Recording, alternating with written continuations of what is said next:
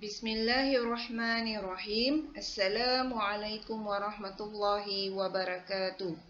Hari ini cikgu menyambung pelajaran tasawuf daripada tajuk riya. Tajuk utamanya adalah bentuk riya. Sebelum ini, cikgu sudah menerangkan apa dia bentuk riya dengan badannya. Hari ini bentuk riya dengan kelakuannya. Riya dengan kelakuannya ini apa tujuannya, apa maksudnya? Iaitu yang bertujuan dilakukan dengan niat supaya orang menyangka bahawa ia terlalu khusyuk dalam beribadah dan hanya berfikir mengenai dengan Tuhannya. Ia melakukan sesuatu perbuatan itu supaya ia kena sangka yang ia itu terlalu khusyuk dalam beribadah dan hanya berfikir mengenai dengan Tuhannya. Apa contohnya?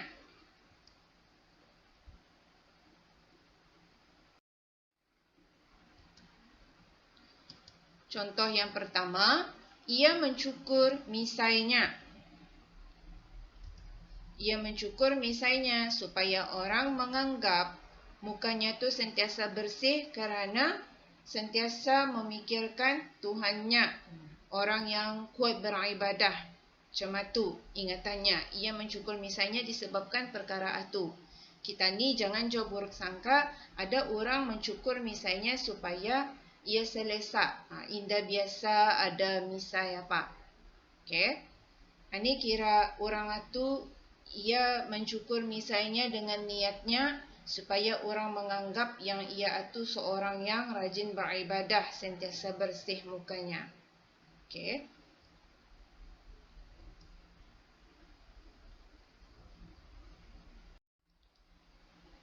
Seterusnya, contoh riya dengan kelakuannya, ia menundukkan kepalanya semasa berjalan dan menetapkan perjalanannya.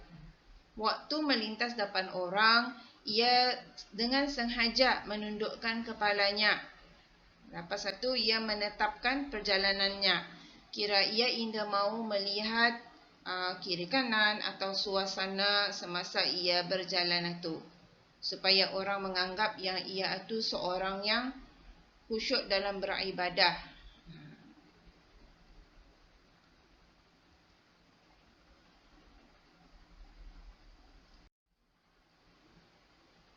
Seterusnya, contohnya riya dengan kelakuan, ia meninggalkan bekas sujud pada mukanya. Ia sengaja meninggalkan bekas sujud pada mukanya.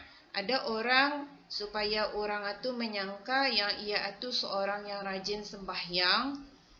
Ia sengaja waktu sembahyang itu ditakannya, waktu sujud itu ditakannya dahinya itu supaya ia ada tanda sujud itu, supaya orang melihatnya sama menyangkanya yang aku ni rajin sembahyang. Macam itu.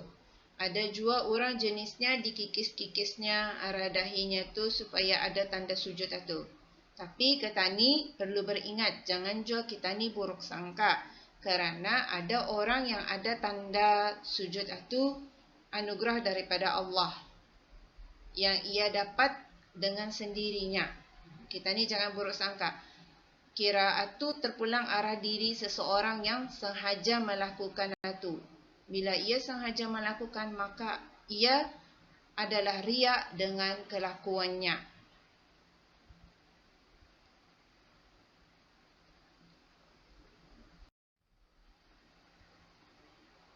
Dan yang terakhir, riya dengan kelakuannya, contohnya adalah ia memejamkan kedua matanya.